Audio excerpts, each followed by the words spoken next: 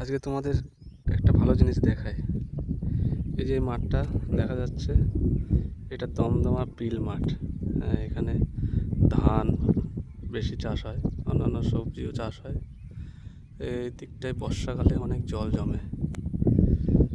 আর এই যে সামনে এই যে ঝোপটা, মানে অনেক বড় বড় গাছ দেখা যাচ্ছে, এটা হচ্ছে দমদমা কালোমারা শ্মশান। এখানে আদিবাসী এবং অন্যান্য সম্প্রদায় তাদের পরিজনদের কবর দেয়। এটা একটা কবরস্থান, শ্মশান।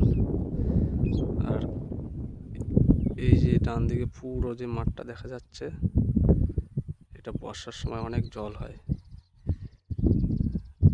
জলে পুরো এই যে দিকটা পুরো জলে ভরে যায়।